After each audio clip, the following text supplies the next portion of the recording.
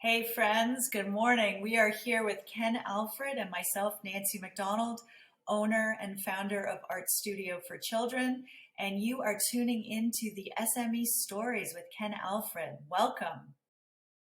You are now listening to the next great small business podcast. Welcome to the S.M.E Stories podcast, where it is all about small businesses in Canada.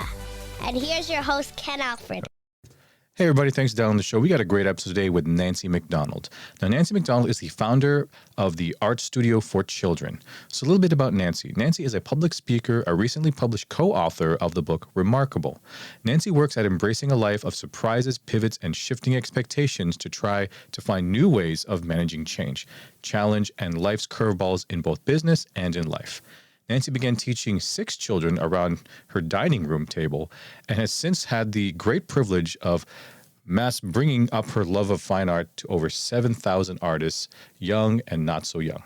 So we're going to be interesting to see here. I know our first episode ever was with Sherry Prescott all the way back in episode 1 where we talked about an art studio, but now this is going to be a little bit of a different kind of take. So I'm looking forward to hearing Nancy's stories and all her tips that she's going to help for the aspiring art studio owners. So sit back and absorb. All right, guys, we have Nancy MacDonald from the Art Studio for Children. Nancy, how are you doing? Oh, I'm doing so well, Ken. Thank you so much for having me on today. Absolutely glad to have you, and Happy New Year for those. This is our second episode. We're actually recording in January 2023. So, Nancy, how was your holidays? Fabulous. We got a big dump of snow here, and well, then it rained, but it was wonderful. It's hard to take time off when you're self-employed, when you're an entrepreneur, but I tried my best. Well, yeah, and you know what? The funny thing too is that we got the white Christmas because I think I'm a little bit traditional that I like having the white Christmas. So I said in a perfect world, it would have maybe a big snowfall maybe on the 23rd and then melt all of it by Boxing Day. And then we're good, right? So, as long as I get to use my snowblower at least a couple times a year, which I did, that's good. Because yeah, like I agree. We had like snow on like Christmas Eve, and then I think Christmas Day-ish it started to warm up, so it slowly started to melt. By Boxing Day, it was almost 90% melted, and so it seems like at least for this December and January of this year in Ontario, we would get a big dump, and then it would melt, and then another big dump, and then it would melt. So we never get that consistent, amount of snow. Exactly. You got what Yeah, you wanted. but I got what I wanted. The snowblower was used, so that's always a good thing. So, all right, so let's get back to this, Nancy. So, Art Studio for Children. What's your story? My story is I help people make the art of their dreams. And I would say I have about 97% beginners. People are coming to me all ages, all kind of interests to have a creative experience. And I've been doing this for 20 years. Feel really grateful. Wow. So what got you into the art space, right? Like you said, like you help a lot of beginners and paint the portrait or do the art of their dreams. So what kind of got you into that? Is it something you always really liked? Well, it's a really interesting question. It I had 2 young children, and one of my children was particularly gifted in art. And I was trying to find a spot for her to make art and learn techniques and just feed that passion. And we were struggling because with logistics and how to take her and busy family. And she turned to me and said, "Mom, I think you could teach art here." And it was really from the mouths of babes. She handed me this career, and she was a little over 4 years old. And so we started at the dining room table, 6 kids, and it's grown to reaching over 7,000 children and adults of all ages. Wow. And when did this start? You said, like you said, your daughter was 4 at the time. How old is she now? She's about to turn 26, so it was about Really? 2002. Wow. That's amazing. Because sometimes I get a lot of entrepreneurs they started within the last year or the last few years, and this all the way back in 2002. Oh my God, Yes. I was Yes. 22 at the time. Oh, I've just aged myself. Never mind. I'm not going to mention how old I was at the time. Don't But worry, don't worry. You're but a so pup. but so where did you get your actual art training then? Because you said, you wanted something for your daughter. There wasn't Mhm. anything around. And she obviously, you must have had some type of talent that your daughter's like, why don't you teach it? So I have been creating art in all forms since I was a kid and taking courses and skilling up. But it was really within the studio itself that my knowledge and skill grew. I had all the right stuff in terms of love of children because primarily it was for children at the time. I had a curious and open mind, beginners and growth mindset, really. And I really became very self taught. Really? Okay.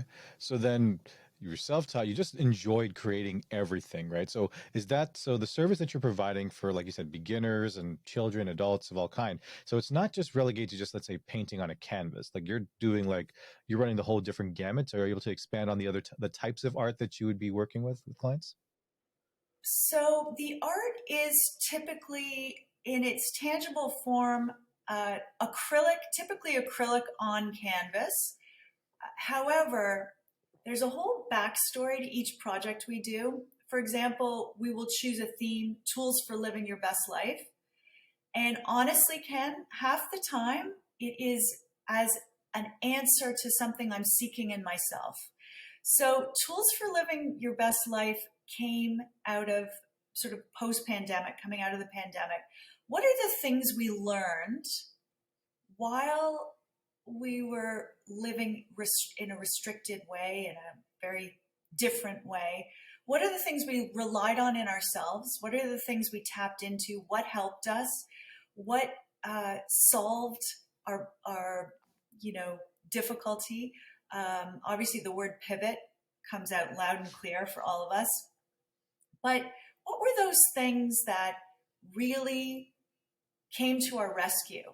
I mean, we're talking about everything from sense of humor to natural curiosity to community to self care to being out in nature. So I took those tools, my list of tools, and I tapped into the people who come to me and I asked them, what helped you, as a way to work through my own, skill up really in this life. And then I created art projects that underline those tools. So, for example, we had a self portrait. It was a 2D self portrait of a person reading. And there was an actual book. You'd have to see it. I'd have to show it to you. I'll show it to you. I'll show it to you later. So if you check out my Instagram, there's lots of these examples. But so curiosity, that was the theme of that particular project. Staying curious, even when we're in a situation when there's a lot of things we can't do that we want to do. Well, what about books? What about reading? What about learning? What about online? Mastering something, cooking, learning about something in the sciences, in the fine arts. So it's really, yes, these are paintings. We do some sculpture and mixed media, but generally speaking, it's acrylic on canvas. But they have a message. There's something more there. It's more than just about the art. There's a message to ourselves about digging deeper, going from good to great, tapping into our curiosity, our growth mindset, being a good person, being a good neighbor, leaving things better than you found them. So all of these things, these are my messages to the world, to the next generation, to my generation, anybody who's with me working on art. How can we make the world a better place from our corner? Oh, that's a very nice thing to say. Because, I think from some people thinking, when they think of art studio, they might think of, oh, it's one of those things where they're just going to show you how to paint, a bowl of fruit, right? Or I know there's some studios that says, you know what, here's the painting we're all going to do, and you're all just going to teach you how to do it. And, there's not really a lot of meaning behind it. It's more like, okay, do you have the colors? Kind of follow this technique. And then, at the end, you pose for a picture with it. Or those paint nights where people come to your home or your office or something, and there's a bunch of you and they're doing that. So, but what you're doing is you're trying to find more of the meaning behind it. It's not just the art piece itself. There's actually more to it, and it's like all inspiring and whatnot. And it's funny because you mentioned, because I remember during the first part of the pandemic was, I always, because it's the year 2020, I call it the year of the BBGG. That's the baking, biking, gardening, and golf. Right. That's the way. That's the year I saw it, because that's what, like you said, you talked about learning a language, studying art, or baking was one of the things I started doing. I started cooking a lot more, because I was stuck at home. I usually work in an office, but now I had my home office, which is what I have now. My wife, Mrs. K, works in a hospital, and she has to be in the hospital every single day. So she really liked the fact that she would come home and there'd be hot food for her when she arrives, A great well smell in deserving. the house, something, A great to smell feed in the the house. senses. Yeah, but and I'll make this last point. A lot of hiking too, which is great. So being out in nature. But the funny thing, I'll say this last thing before we continue, is that, what store I was very surprised at that got huge lineups going into it when you could kind of only limit the number of people coming in? Golf stores. I've never been floored before, because I just got back into golf in 2020. I hadn't played in like 20 plus years. And my buddy said, hey, Ken, let's just go golfing, because it's an outdoor sport. They didn't ban it at the time. Although it was weird, though, because you have to share a cart with your playing partner, and they got this plastic see-through thing that separates the two of you, where you can that just looks really weird. But yeah, but anyways, back to you there, Nancy. There, so how many staff do you have working on your site? Because I see you have, like, your Toronto location, and then you have like a farm location, which I was very surprised to see as well. So can you elaborate on that? Yeah, so the business has changed over the last 20 years, but it has been um, mainly me. I have brought people in to help with large projects, whether they're corporate team builds or offsites in schools. So I did a 3-day um, offsite last spring with the graduating class of a local private school, and we created large canvases for all 60 students. We worked Really? through that particular project. We did one of my beloved projects called the Words to Live By Project, which is all about the power of words and the message we put out there to ourselves, and the way that has great influence in how our lives go and what we go after and how the universe responds. So really, Ken, honestly, I have kept the business really my baby. So Yeah. I work in so post pandemic. During the pandemic, I canceled everything. My camps, which are run up north at the farm location, I canceled all the sleepover camps, and we switched to very quickly Zoom with art kits. And if you had told me that I could teach art over Zoom, I would never have believed it. I know you've had similar experiences in your life if you told me that. But fortunately, we all chose to do our best. And my business really thrived. And I found during that time, and I found that it was a time of growth in that I could reach people who were very far away, right across Canada, throughout North America. And in some cases, I worked with people overseas, to be able to bring them what I love. So it's interesting. Yes, when I run the camps, I do have a small staff, but it is very it's very much my project. I'm very hands on.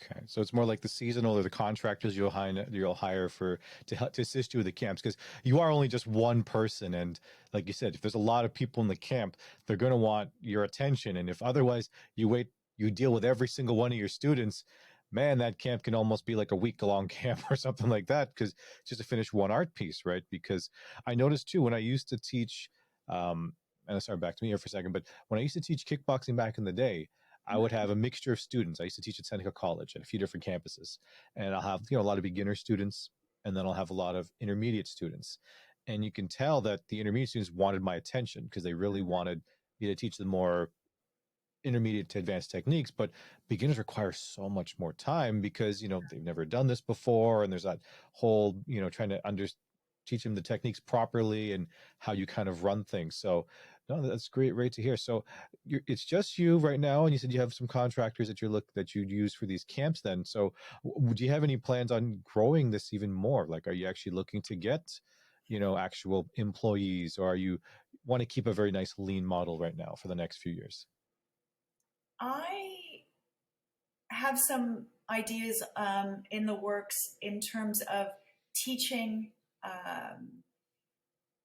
other art schools some of these lesson plans that I have, some of these projects that I've developed that have that moral courage or hidden meaning, to actually have a webinar where I would be able to share with them some of the things I'm super proud of. Nice. So that's, I think in terms of scalability, that is definitely an option. But it's this model is working really well for me. I'm still experiencing great growth. Last year was the best year I've ever had in business. So, and this year is really gearing up to be even stronger. So I think giving away some of, continuing to hire people to do the things that are not within my zone of genius, definitely need to focus on that more and more. And I'm growing the giving away of tasks. A lot of the administrative aspects are becoming more automated. So a lot of those changes have been very positive so that I can be here with my students doing what I do best. Yeah, no, I can totally relate to that, Nancy. It's like things are getting really busy. Like even for me, it's that you're just having a hard time trying to keep up with everything, right? So there's recording the podcast that I do, even though I have an editor that does the editing for me, which is great. I still have to, and I even hired someone to do social media for me as well. But still, I find there's still lots of administrative tasks that I have to do, right? Because now I gotta, split the clips now. So it's not just one long episode that to promote the channel. You got to make sure I'm on YouTube now. So I have my own YouTube channel. So now starting to build that space as well, and trying to grow different areas of the business as well to try to get it in. And, plus I'm still doing my day job. So it's one of those things, plus trying to be a good husband and father for my two little ones there, even though they're getting older and they're starting to slowly get to my height. I have to tell them to stop growing, right? Just so I can remember them.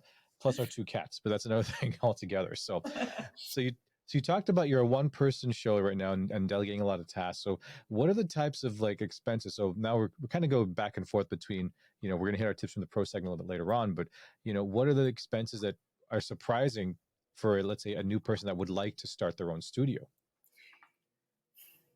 Well, as we've all experienced, the materials costs have gone up. I mean, everything has gone up. I'm going to say just rough number, 30% in all segments of industry. And so all of my material costs have gone up. My liability insurance has gone up. It's actually doubled. So that Really? is as a result of many factors. But anyway, those kinds of changes are quite disruptive. So as a result, you need to raise your prices. I would say building out a studio, if you're going to have a studio or you're going to choose a bricks and mortar location, obviously leasing space or renovating existing space. As I said to you, I started at the dining room table and slowly moved south to a basement space, pushed out, did a renovation. And 3.5 years ago, my partner and I moved to a new home And we have a new home studio here, which is absolutely beautiful and very easy and delightful to work in. So I think those are huge upfront costs to expect and ongoing costs.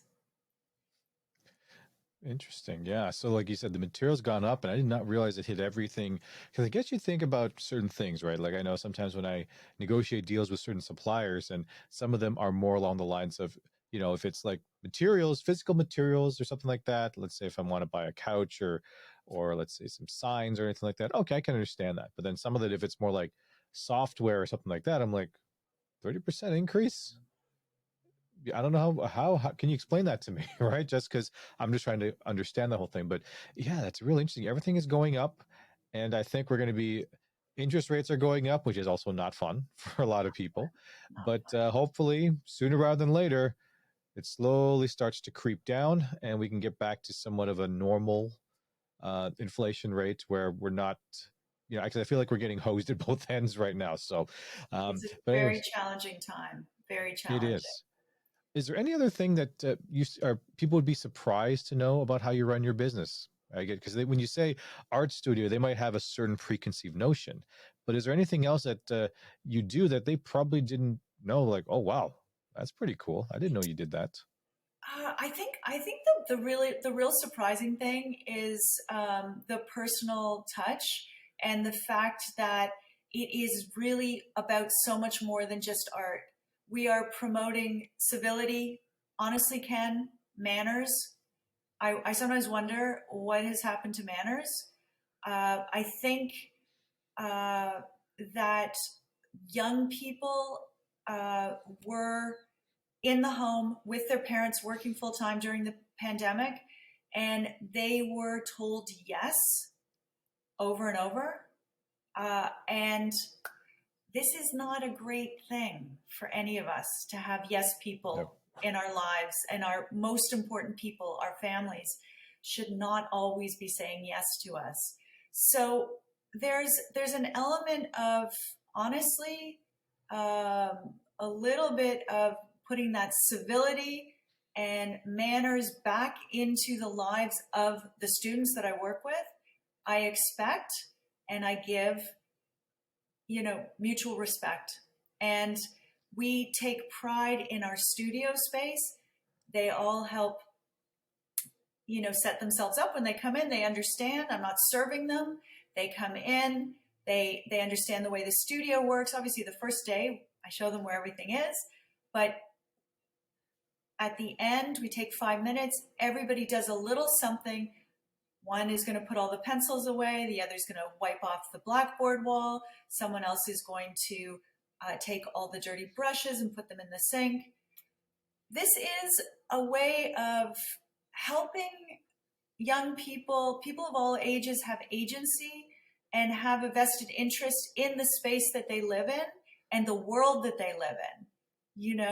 That we're not just here to use and, jump out, Yeah. but to Well, actually take pride in the work that we're doing together, be methodical, not be in a running race to the finish line, not expect that each week you're going to take home a piece of art. Great art takes time, and we need to work hard. It's not just come in, do whatever you want. We're going to follow some steps. If you need to take a break, you take a break. You come back fresh. You dig deep. You work hard like kickboxing can. yeah. This is not just let's just come in and do whatever we want. I mean, I need Yeah, we're to not just going offer to doodle. value. I need to feel good about it. So it's really there. This life, this studio life, is a microcosm of the world that I would like to live in, where we have citizens of humanity being their best, thinking about each other, not interrupting, listening to the answer to the question they've just asked, all those Well, things. yeah. I mean, I think unfortunately today we're in like an on-demand society where we expect answers quick and fast and right away. Of course, it'd be nice to have those answers done right away, but we know it's not going to happen all the time. And that whole management civility thing, that I know that's why, I had that expectation for my children, that they always say please and thank you. They always tidy up when they need to be tidied up, even though we still have to nag them once in a while. But they know, like, for example, our Friday is cleaning day. So Friday, when they get home from school, I give them 5 minutes just to relax. I'm doing the floors. My son's doing one of the bathrooms. My daughter's doing her bathroom. They tidy up and stuff like that. And my kids are at 10 and 8, right? And I know that sometimes they question in the beginning, well, why we're doing this every Friday, because I guess they haven't gotten to the point where Friday's like the relaxing day or the weekend starts day. But I said, look, what I'm trying to teach you is that I bet you that 95 or maybe 99% of your friends do not do this. Oh, Right. And I think, you know what? I think that's absolutely beautiful you're doing that. And yeah. you're teaching them way more than just how to, clean the floor or make their bed. There's a lot more there. Yeah, and you know what? They do their own laundry, and some of the, I definitely know that a lot of their friends don't know how to do the laundry, right? So when I tell people this is what my expectation are for my kids, is that they were very impressed that and sometimes I don't have to really remind them that much. They know it's cleaning day, and I know my son's immediately going to go straight to the bathroom, and for some reason he loves to clean the toilet. I just say, whatever you do, just please keep your mouth closed while you're doing it, right? Especially when you're splashing around in there. Right now, is it housekeeper quality kind of cleaning? No, but it's one of those skills that they need to learn, because I guess my wife, Mrs. K, and I know the difference, how our strengths and weaknesses. She is really good when it comes to them doing their schoolwork. She's top notch.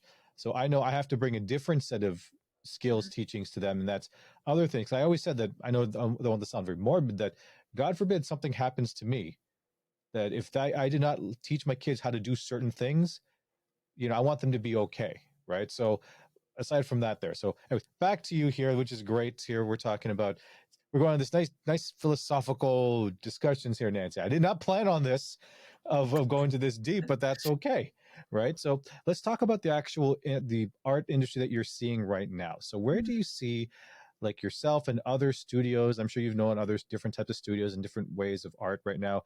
Where do you see it going, and like, what's your opinion of it? That's a really excellent question. So obviously we've come out of a very challenging time. And we're also living in a time of rapid change, rapid change. Technology alone, it's a very different world than it was 20, 30 years ago, 5 years ago. And there's an interesting thing happening. I think people have discovered during the pandemic that simple pleasures are the most important aspects of a good life. So it's family, it's friends, it's community, it's having a meal together, it's a great conversation, it's learning new things, it's doing things with your own hands. To be hands-on in your own life is incredibly satisfying. So I think, in spite of the fact that there's so much change and the world is very complicated and technology means that we can kind of do anything, anytime, anywhere, we want to get back to, as you say, you love to bake, you love to cook, hiking. You don't need anything other than a pair of shoes, really, and a bit of time. And a GPS in case you really want to really get out there. You are speaking my language. I'm always lost. Absolutely. Definitely with the GPS.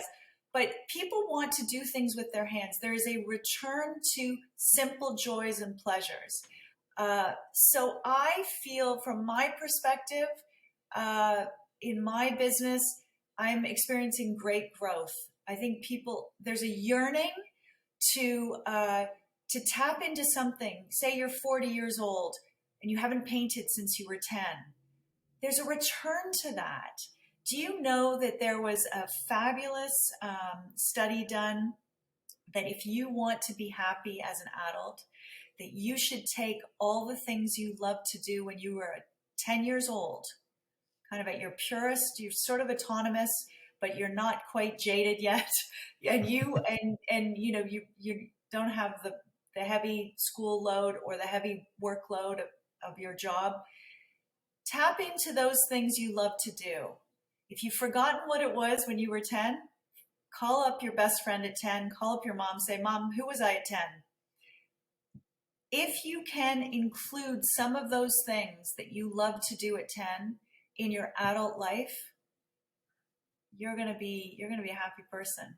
It may not be in your work, although I'm going to guess, Ken, that you loved to talk to people. You love to ask questions. You had a curious mind.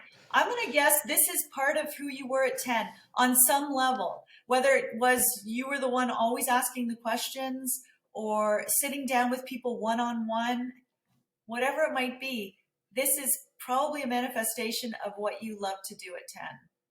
So I don't know if the listeners and viewers can see this, but she has a crystal ball in front of her right now. So she's able to predict what I was at 10 because she's absolutely right, right? And this is not something that I queued up and expected her to say, but this just so happens to be, that's who I was. I was a very nice guy, very enjoyed talking to people. Like, there were moments where, you're shy, you don't want to say anything. Like, don't get me wrong. When I was a kid, I did not want to be called on. When the teachers are trying to pick out who's going to read a certain section or who's going to answer a question, I would always try to hide behind someone who's bigger than me just to see if they don't see me. But I think once it was that one-to-one experience where I would talk to people, I did enjoy that. I'd actually said, Nancy, what I wanted to be when I was younger, I wanted to be a psychologist, not a psychiatrist, because I had this ability back then when I used to love watching the show Frasier. I don't know if you ever watched that show, but I enjoyed the show and I was like, wow, they get paid a lot of money to be a psychiatrist. So I said, maybe I'll be a psychiatrist. And then my mom was like, you want to be a psychiatrist? I said, yeah. You have to go to medical school for that, right? So I'm like, you do? Because it just looked like, oh, you're just talking to people, trying to help them out. I said, yeah, you got to do like 10 years of medical school. I'm like, maybe a psychologist then. How's a psychologist? What to do for that? 4-year degree. Maybe that would be a direction I would have went into. Now, I didn't go into any of those things, but it is interesting to see how that kind of, it comes back in a way thing. And I'll say this really quickly before, is that this podcast was never planned. I did not plan on doing podcasts. It all started back in January 2022. And it just so happened because when I was hearing all these stories of small business closing down, I'm like, that's not good, right? Because they were following all the rules. They said, do this, that, and the other, and they were still getting shut down. So I thought, well, I want to hear from people who are kind of going through this and hear their story, but I didn't want to have like a top-down approach. I didn't need to, don't get me wrong. If Justin Trudeau wants to come on the show, of course I'll have him. But if for the most part, I wanted to hear from people from the ground up and see how they can do it. And those who are succeeding like yourself, how are they doing it and how can they inspire other people? So yeah, that's great to hear. So, all right, now I always ask this question to a lot of my guests, though. So Nancy, what has been your biggest failure, but also your biggest success running your studio? Okay, I was going to say in life or work and life. No, I think, well, first of all, I'm a firm believer, as painful as mistakes are, they are fodder for growth. I mean, mistakes are beautiful, and actually, the studio itself is a place for mistakes. We learn from them. We turn them into benefits. We turn them into positive aspects of our canvases and of our artwork. But I would say one mistake I made was early on, I didn't take good care to build my database. That was a mistake. So if you go back 20 years, I was a young mom with young kids. I was around my customer all the time. So I didn't have to work very hard to have a full studio. I just basically ran around saying yes to all the opportunities. I'd ask, can I bring a program to my children's school? If somebody said to me, would you do an art party? I would say yes. If somebody said to me, would you run a summer camp? I said yes.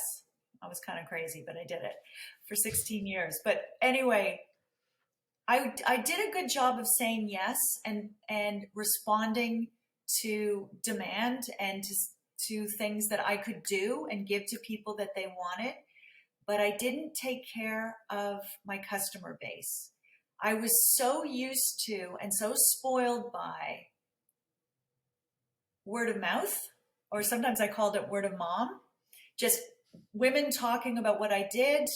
I call it good gossip, that I never took time to build up a database. And so as I started to age and my children started to age, I wasn't hanging out in the playground anymore. I wasn't in that milieu, and I lost, there was a built-in obsolescence, really. The children were growing up, and all 3 kids of a family had worked with me. So that was an error. However, I was able to take that hard lesson and turn it around and build my database back up. And fortunately, I was able to revive things. Things were at a low point, I would say 2013, but I was able to get back on my feet again, fortunately.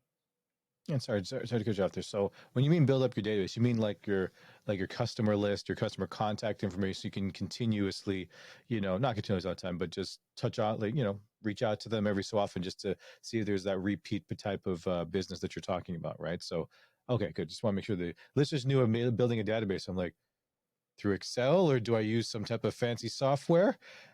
But no, you're talking literally about keeping your client contacts information, right? So whether it's an email, message of any kind, which is good to know. Okay. So, and you said that your biggest success was being able to recover from that 2013 a bit slump. Is that what I understand? I think it's going to be hard for me to come up with the biggest. I think the pivot during the pandemic was a huge win. I'm really proud of that one.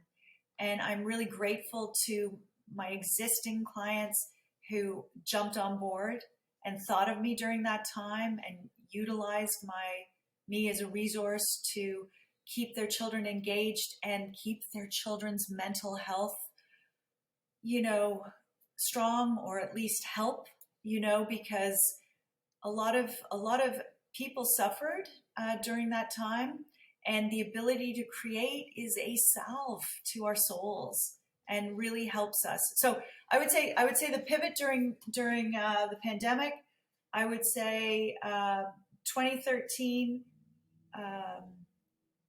Really digging deep and making sure the customer experience was as positive as it could possibly be. And then, having those people share what I did, like really starting all over again in some ways. Oh, wow. Pretty cool. Thank you for listening to the S.M.E Stories podcast, which is owned by Northway Capital Group. Please follow us on Instagram and Facebook at Northway Capital Group.